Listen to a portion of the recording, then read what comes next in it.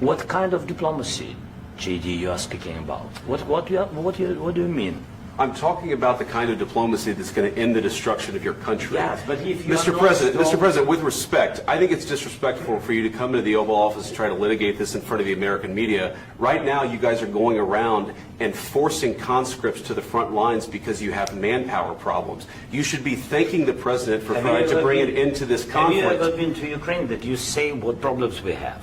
I have been to. Come once. I've actually watched and seen the stories, and I know what happens is you bring them on a propaganda tour, Mr. President. Do you disagree that you've had problems bringing people into your military? And do you think that it's respectful to come to the Oval Office of the United States of America and attack the administration that is trying to prevent the destruction of your country? A lot of questions. Let's start from the beginning. Sure. First of all, during the war, everybody has problems, even you, but you have nice ocean and don't feel now, but you will feel it in the future. God bless. You don't know that. God bless. God bless. You will not have a war. Don't tell us what we're going to feel.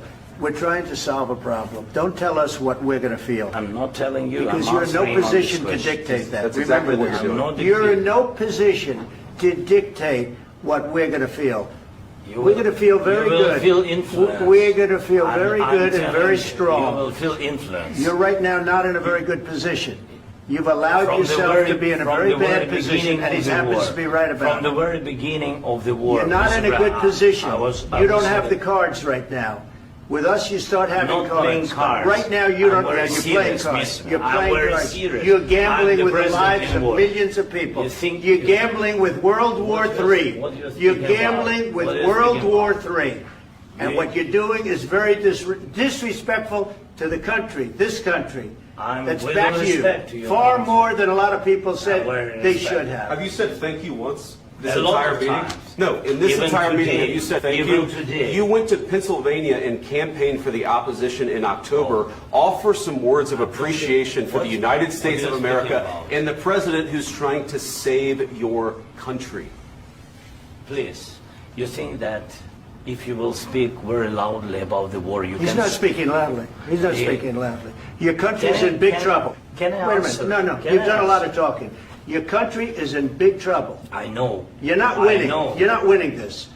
You have a damn good chance of coming out okay because of us. Mr. President, we are staying in our country, staying strong from the very beginning of the war. We've been alone, and we are thankful. I said thanks you haven't in been this alone. cabinet. You haven't been alone. In this cabinet. We gave you, through this stupid president, $350 billion. You voted we gave for you your military equipment, and you men are brave, but they had to use our military. If you didn't have our military equipment, this war would have been over in 2 weeks. In 3 days, I heard it from Putin. In 3 days, this is something maybe new. Less. In 2 weeks, of course, yes. It's going to be a very hard thing to do business like this. I tell you. Just say thank you. I said a lot of times to American people. Except that there are disagreements, and let's go litigate those disagreements rather than trying to fight it out in the American media when you're wrong. We know that you're wrong. But you see, I think it's good for the American people to see what's going on. I understand, sir. I think it's very important. That's why I kept this going so long. You have to be thankful. You don't have the cards. You're buried there. Your people are dying. You're running low on soldiers. Listen, you're running low on soldiers. It would be a damn good thing. And then you tell us, I don't want a ceasefire. I don't want a ceasefire. I want to go, and I want this. Look. If you could get a ceasefire right now, I tell you, you'd take it so the bullets stop flying and your men stop getting killed. Of course, we want to stop the war. But you're saying you don't want I said to you, I want a ceasefire. With guarantees. Because you'll get a ceasefire faster than an agreement. Ask our people about ceasefire, what they think. That wasn't with me. That wasn't me. That was with a guy named Biden, who was not a smart person. That was with Obama. It was your president. Excuse me. That was with Obama, who gave you sheets, and I gave you javelins. Yes. I gave you the javelins to take out all those tanks. Obama gave you sheets. In fact, the statement is, Obama gave sheets and Trump gave javelins. You got to be more thankful, because let me tell you, you don't have the cards. With us, you have the cards. But without us, you don't have any cards. One more question to Mr. Vice